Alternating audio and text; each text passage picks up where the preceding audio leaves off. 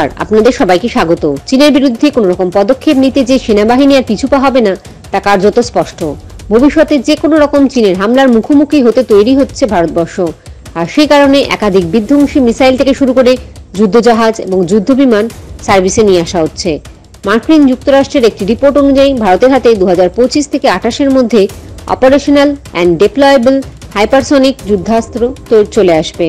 Hypersonic যুদ্ধাস্ত্র বলতে লো অল্টিটিউডে উড্ডয়ন করতে পারা হাইপারসনিক ক্রুজ মিসাইল, কারণ ভারতের হাতে মিডিয়াম অল্টিটিউডে উড্ডয়ন করতে পারা hypersonic quasi ballistic hybrid cruise missile Surya রয়েছে, যা ভারতের একাধিক স্থানে এবং সাবমেরিনে মোতায়েন করা রয়েছে।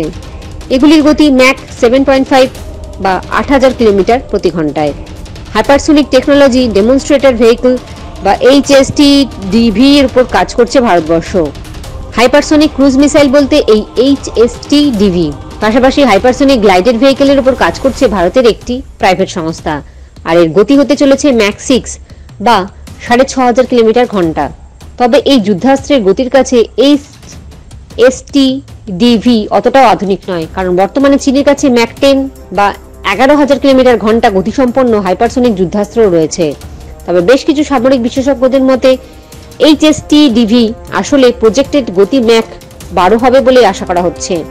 সীমান্তে ভারত চীনকে আরো কোণঠাসা করবে আগামী সময়ে। জয় হিন্দ, জয় জওয়ান, জয় কিষান।